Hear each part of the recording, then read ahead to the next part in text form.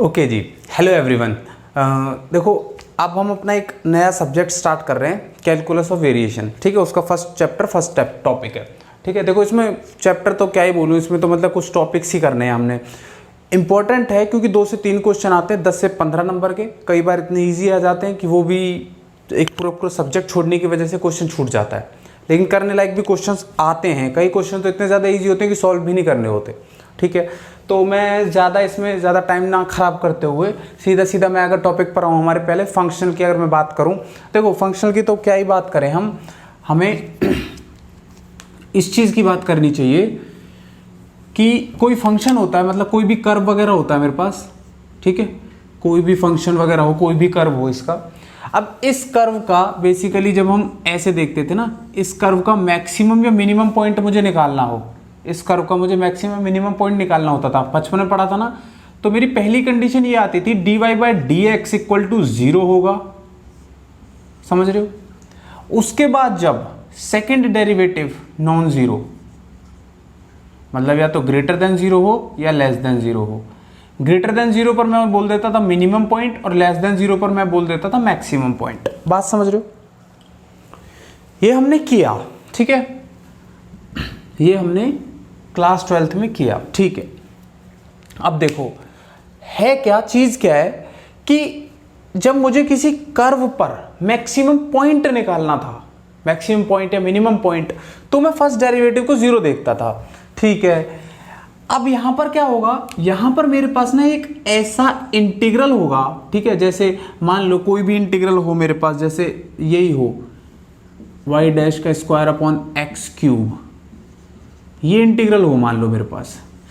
अब मुझसे कहा जाएगा कि इस इंटीग्रल का ना मैक्सिमम, मतलब एक ऐसा कर्व निकालो जिस पर ये इंटीग्रल की वैल्यू मैक्सिमम या मिनिमम हो जाएगी।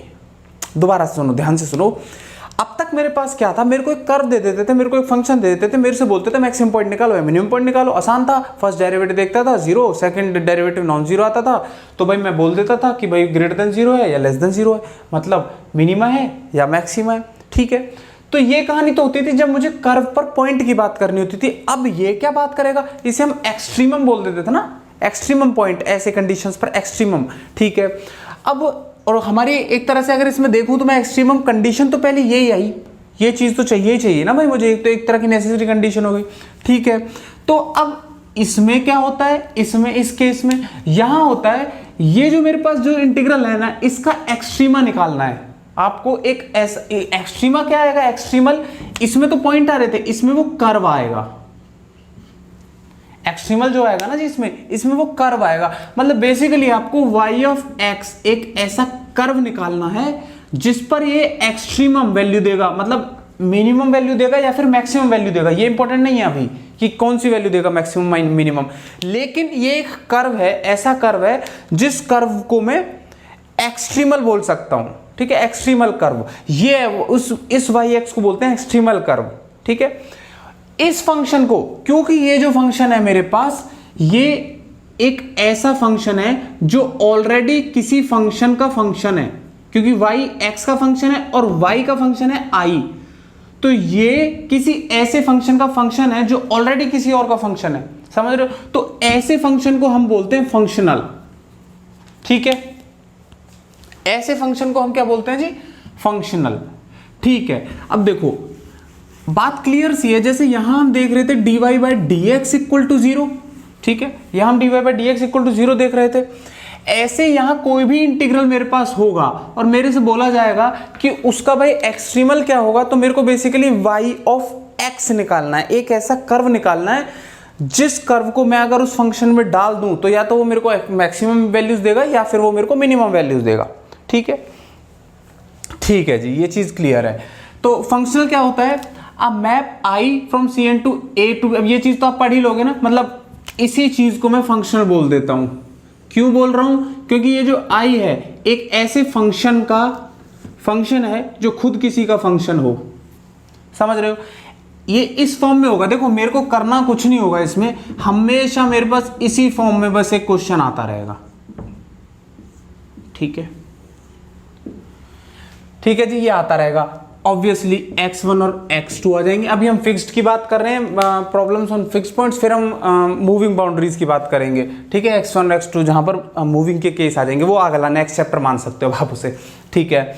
तो मैं अगर इसकी बात करता हूं, आप ये चीज समझ गए ना कि मैं i of y of x इसे मान रहा हूं, ठीक है। तो मुझे क्या करना होता है, अगर इनमें इसको फंक्शनल बोल देते हैं, पूरे कैलकुलस ऑफ वेरिएशन में इसको फंक्शनल बोल देते हैं, और इस फंक्शन का मुझे एक ऐसा y निकालना है, y ऑफ x एक कर्व आएगा, ठीक है। y ऑफ x एक कर्व आएगा, वो जो कर्व होगा उसे मैं एक्सट्रीमल बोलूंगा, एक्सट्रीमल। और अगर उसी कर्व की वैल्यूज को यहां पर मुझे कोई लिमिट वगैरह दे रखी होंगी तो मैं उसे एक्सट्रीमम वैल्यूज बोलूंगा।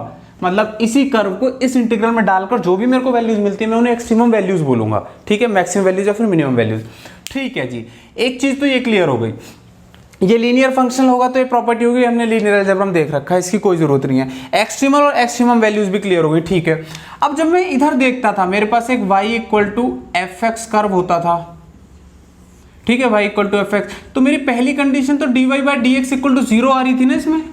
फिर मैं कहता था d2y by D x two अगर ग्रेटर देन 0 हो या लेस देन 0 हो, तब हम आगे बात करते थे।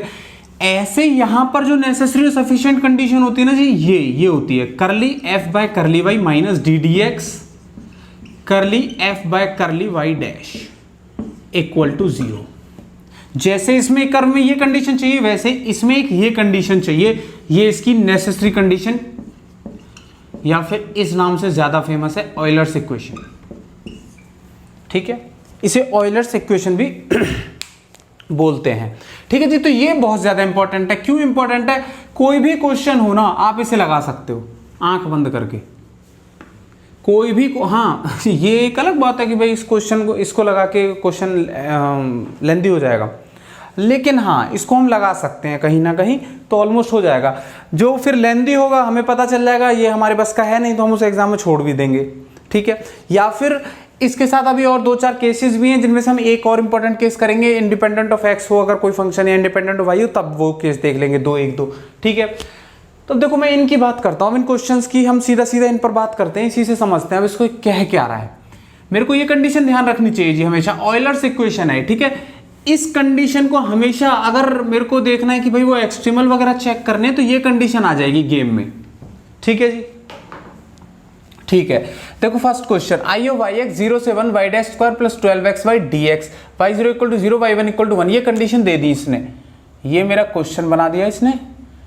तो क्या कहता है क्वेश्चन, क्या है, आई जो मेरे को क्वेश्चन दे दिया वो ये है 0 से 1 y dash square plus 12x y d x, ठीक है। कंडीशंस भी दे दी, y0 equal to 0 y1 equal to 1, ठीक है जी, ठीक है।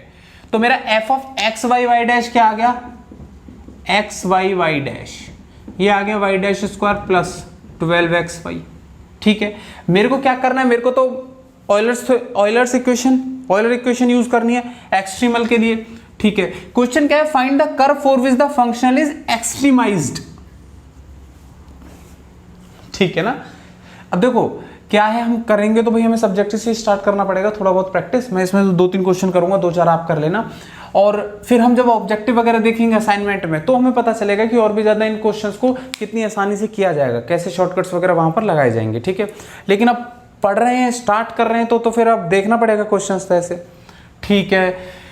F of x y y dash equal to y dash square plus 12x y, ये दे रखा है मेरे पास। इक्वेशन क्या होती है जी, मैं फिर लिख देता हूं, minus D D x curly F by curly Y dash equal to 0, Euler's equation इसे बोल देते हैं। Curly F by curly Y, ये 0, 12x कांस्टेंट, तो curly F by curly y आ गया 12x, curly F by curly Y dash, y dash का ये आ जाएगा, वो तो 0 हो गया, ये 2y डैश आ गया, दोनों। अबे डी बाई डी एक्स इसका, d D x of curly F by curly Y dash का क्या आ जाएगा, 2y डबल प्राइम, ठीक है। दोनों को इधर डाल दो, इसको इधर, तो ये आ जाएगा 12x में से 2 कॉमन ले लो, सीधा 6x minus y double prime minus y double prime equal to 0, क्या आ गया है, y double prime equal to 6x, ये आ गया जी मेरे पास, ठीक है नहीं है, ठीक।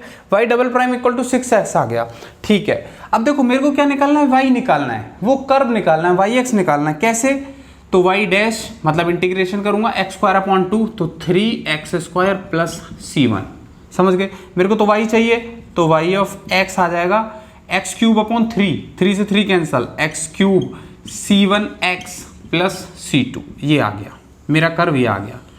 कंडीशन देख लो क्या दे रखी है, y0 इक्वल टू 0, तो मतलब ये आ जाएगा ये 0 c2 की वैल्यू 0 आ गई, ठीक है। y1 इक्वल टू 1, c2 की वैल्यू 0 तो गई बात खत्म। y1 इक्वल टू 1 तो 1 इक्वल टू 1 प्लस c1, ठीक है, तो ये भी गायब हो जाएगा, तो c1 भी 0 आ गया, समझ रहे हो ना। 1 equal to 1 plus c1 plus c2, तो c2 तो 0 है ही ना, ये तो मैं यूज करूंगा इसमें, ठीक है। तो c1 की वैल्यू भी यहाँ से 0 आ गई, 1 equal to 1 plus y1 equal to 1 है ना, हाँ, तो 1 इक्वल टू 1 प्लस c1, तो ठीक है, c1 की वैल्यू 0 आ गई, c1 c2 0 आ गए। कर्व क्या आ गया मेरे पास, कर्व क्या आ गया, y of x equal to x cube, c1 c2 तो 0 है ना। तो बेसिकली ये जो कर्व है ना एक्स क्यूब का कर्व कैसा होता है, देखो एक्स क्यूब का जो कर्व होता है वो क्या होता है, मैं इसे इरेज कर देता हूं यहां से। एक्स क्यूब का जो मेरा कर्व होता है वो यही होता है, ऐसे, समझ रहे हो। तो बेसिकली ये वो कर्व है, समझ रहे हो, ये एक ऐसा कर्व है जिस पर मेरी एक्सट्रीमल वैल्यूज लाई करेंगी इस फंक्शन की। ये जो मेरा फंक्शन दे दिया ना, मेरे को फंक्शनल मिला हुआ है विरासत में, ये जो मेरे को फंक्शनल मिला हुआ है भाई विरासत में जो फंक्शन मिला है, इसका मेरे को क्या चेक करना था, एक्सट्रीमल बताना था।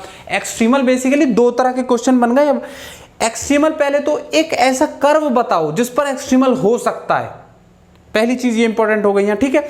अब एक्सट्रीमल बताने के लिए मेरे पास कर्व आया y equal to x cube, ये जो आंसर आया ना इसका मतलब है कि ये एक ऐसा कर्व है, ये है वो कर्व जिसके पीछे हम भाग रहे थे, सारी जिंदगी हम भागते रहे इस कर्व के पीछे, ये है वो कर्व, ठीक है। y equal to x cube इस कर्व के पीछे भाग रहे थे, ठीक है। तो बेसिकली ये वो कर्व है जिस पर इस फंक्शन की एक्सट्रीमल वैल्यूज लाई करेंगी। एक्सट्रीमल वैल्यूज मतलब मैक्सिमम वैल्यूज या फिर मिनिमम वैल्यूज कहां लाई करेंगी, कौन सी वैल्यूज होंगी, नॉट इंपॉर्टेंट, समझ लो, अभी नहीं है, आगे आएगा देख लेंगे, ठीक है। लेकिन क्या चीज जरूरी हो गई, ये जो मेरा कर्व है ना ये वो एक्सट्रीमल कर्व है, ये वो एक्सट्रीमल कर्व है। एक्सट्रीम वैल्यूज अभी नहीं, इसमें कोई जरूरत नहीं आई, ठीक है। मतलब बेसिकली क्या है, y की वैल्यू एक्स क्यूब को यहां रख दो आप, ये लो निकाल ही लेते हैं, फिर जरूरत नहीं पड़ेगी। लेकिन ये पॉइंट समझ में आ गया ना कि भाई मेरा ये जो कर्व है ना ये वो एक्सट्रीमल वैल्यूज देगा, मेरी जो भी एक्सट्रीमल कर्व है ना, इस इंटीग्रल का जो एक्सट्रीमल कर्व है वो ये है, मतलब इस कर्व के ऊपर मैक्सिमम या मिनिमम वैल्यूज लाई करेंगी, एक्सट्रीम वैल्यूज लाई करेंगी, ठीक है। तो y की वैल्यू एक्स क्यूब है, मेरे को क्या चाहिए, y डैश चाहिए, y डैश तो 3x स्क्वायर हो जाएगा, इंटीग्रल में डाल देते हैं 0 से 1 y डैश का स्क्वायर, 3 3 9 x की पावर 4 प्लस 12x इंटू में y मतलब x क्यूब, ये आ जाएगा dx, ठीक है। 0 से 1 12 प्लस 9 कितना होता है भाई, 12 प्लस 9, मेरा थोड़ा मैथ वीक है, 12 प्लस 9 21, x की पावर 4 dx, ये आ जाएगा 21 कांस्टेंट, x 5 अपॉन 5 तो 1 अपॉन 5, तो इसकी जो एक्सट्रीम वैल्यू आ गई वो क्या आ गई जी, 21 अपॉन 5, ये इसकी वो एक्सट्रीम वैल्यू है, ठीक है।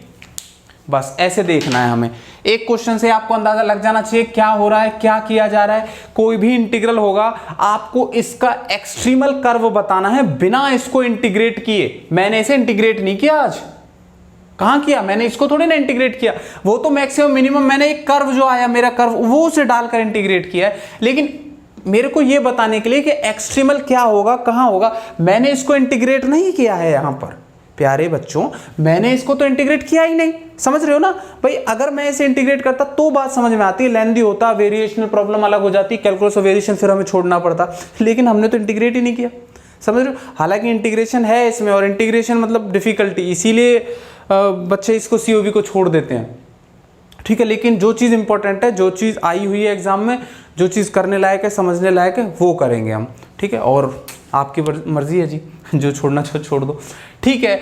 अच्छा ये चीज़ क्लियर हो गई, ठीक है। अब मैं और कुछ और एग्जांपल्स वगैरह देखता हूँ, ठीक है ना, ये चीज क्लियर है ना भाई। मैंने कुछ नहीं किया, बस एक मेरे पास इंटीग्रल था, इसका एक्सट्रीमल कर्व निकाला जा रहा था। एक्सट्रीमल कर्व मैंने सीधा साधा सा, मेरे को इंटीग्रेशन तो करना नहीं था, वो आता नहीं था। एक्सट्रीमल कर्व की एक ही कंडीशन, जैसे उधर थी फंक्शन में मैक्सिमम एक्सट्रीमम की मेरे को कंडीशन देखनी होती तो मैं dy/dx = 0 लेता था। वैसे यहां पर एक कंडीशन थी, ये करली f/करली y माइनस ddx करली f/करली y डैश = 0। ठीक है, तो बस इसी कंडीशन के सहारे ये जो इरेज हो गई, मैंने पूरा का पूरा एक एक्सट्रीम कर्व निकाल दिया, yx = x³, ये जो इरेज हो गया। ठीक है, इसकी एक्सट्रीम वैल्यू 21/5 मैंने उसमें डालकर निकाली, उसमें फंक्शन में डालकर निकलती है। कई बार वो नहीं पूछता है ये वैल्यू, ठीक है, कई बार। ठीक है जी, ठीक है, ये चीज तो भाई क्लियर है। फर्स्ट क्वेश्चन भी क्लियर है फिर तो, ठीक है ना। सेकंड क्वेश्चन, सेकंड क्वेश्चन तो आसान सा लग रहा है, आप कर लेना इसे तो। x1 से x2 y²/x³। ठीक है, अच्छा मैं देखो इसको करता हूँ, मैं सिक्स्थ क्वेश्चन को देखता हूँ। ये भी एक और अच्छा क्वेश्चन नेट में आया हुआ है पहले। तो क्या होता है क्वेश्चन में, क्या है देखो, 0 से π/2 y² minus y² plus 2xy। तो मैं f(x, y, y) लिख दूं।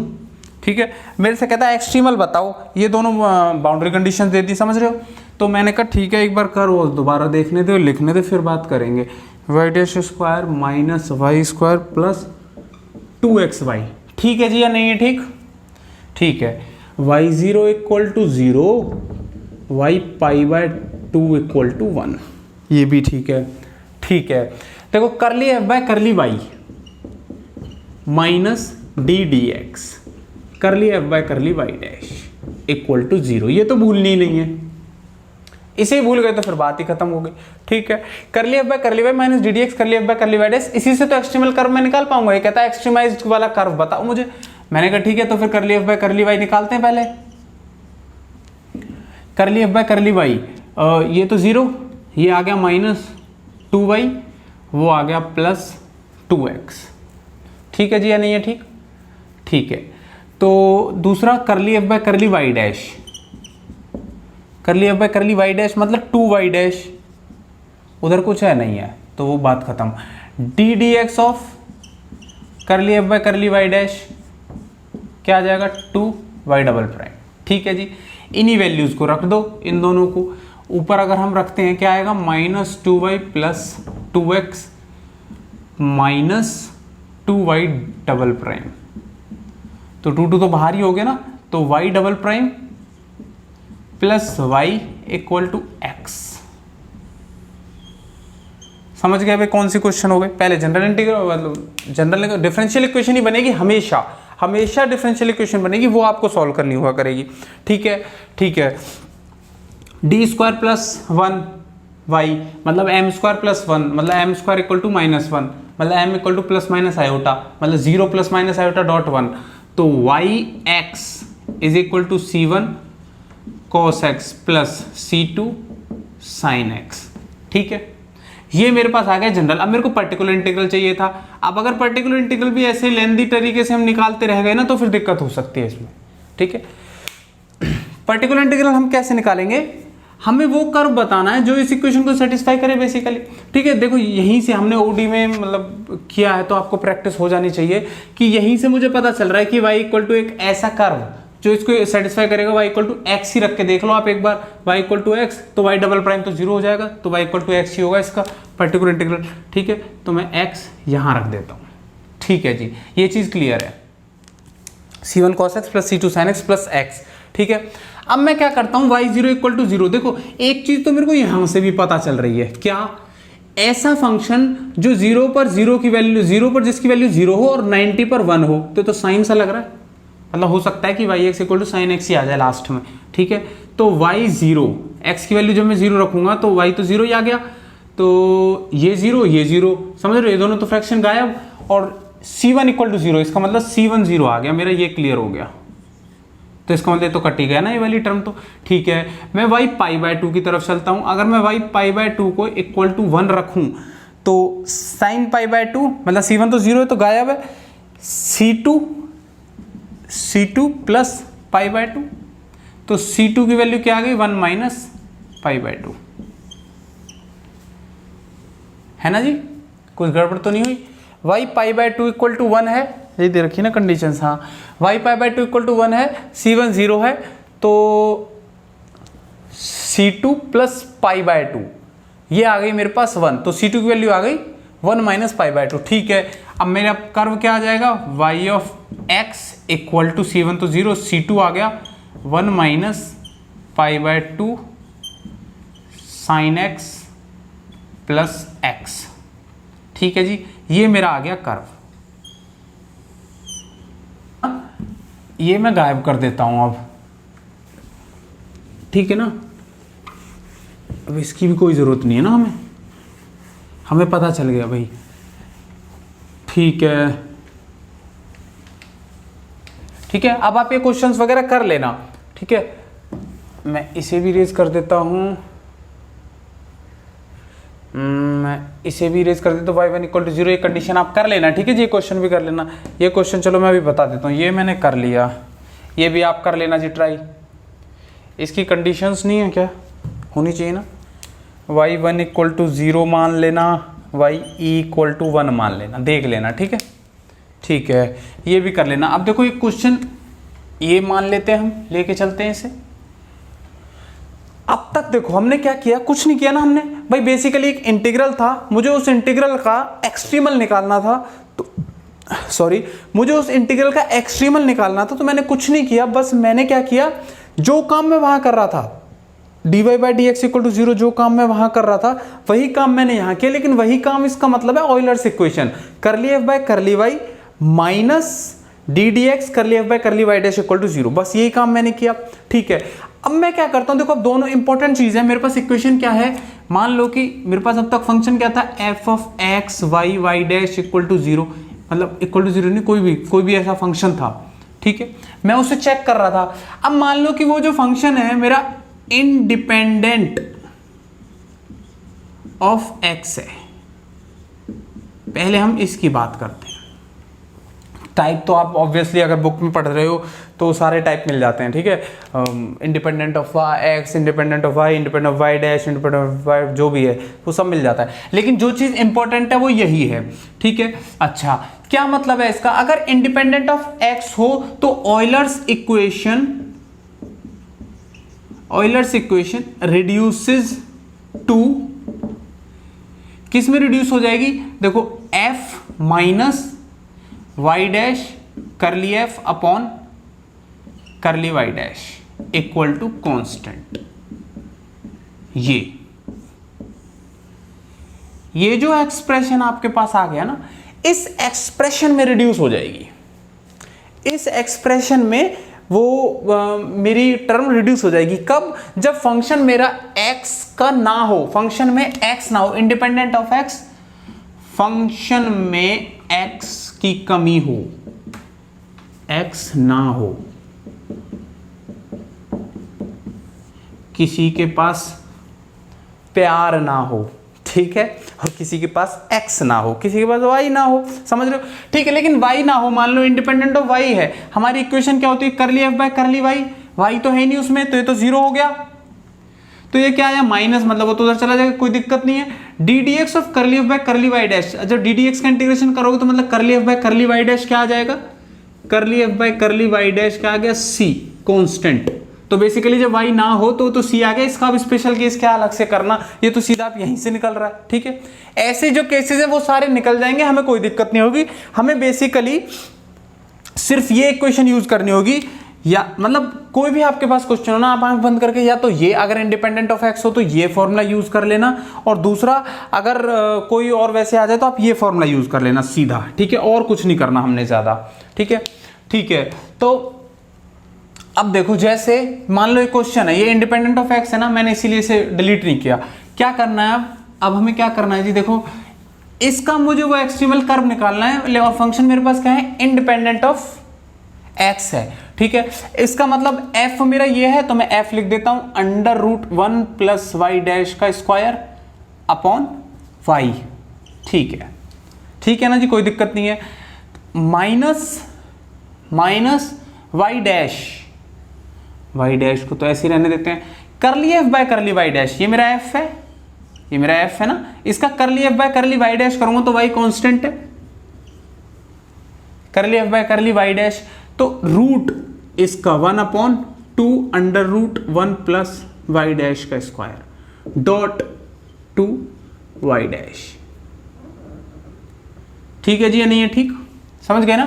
2 से 2 ये भी समझ गए। फिर ये आ जाएगा under root 1 plus Y dash का स्क्वायर अपॉन में वाई, माइनस 2 से 2 कैंसिल, वाई डैश का स्क्वायर अपॉन में वाई। ठीक है, यहाँ ये है यहाँ ये है, तो यहाँ ये भी लिख लूँ मैं, इधर भी under root 1 plus Y dash का स्क्वायर लिख लूँ। ठीक है ना? अब क्या करूँगा मैं, इन दोनों का स्क्वायर हो जाएगा, मतलब 1 प्लस वाई डैश का स्क्वायर माइनस वाई डैश का स्क्वायर, नीचे आ जाएगा Y under root 1 plus Y dash का स्क्वायर, ये गायब हो जाएगा।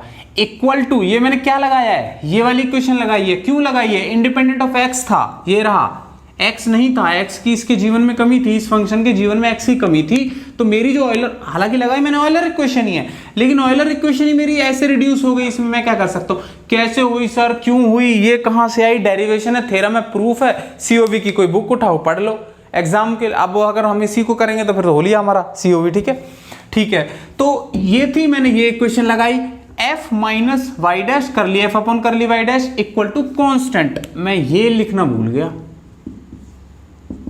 समझ रहे हो? तो ये उधर चला जाएगा, y under root 1 plus Y dash का square equal to 1/c, basically मान लो c1 मान लो। ठीक है, मैं इसका स्क्वायर कर दूं, y square 1 plus Y dash का स्क्वायर इक्वल टू c1 का स्क्वायर। ठीक है, अब क्या करेंगे, c1 square upon Y square, तो ये आ जाएगा। मेरे को वाई डैश स्क्वायर चाहिए ना भाई, बेसिकली 1 प्लस वाई, तो बेसिकली क्या करते हैं, ऐसा कर देते हैं, वाई डैश का square is equal to c1 का स्क्वायर अपॉन वाई स्क्वायर। ठीक है, वाई डैश का square is equal to c1 का square upon Y square minus 1, ये आ जाएगा।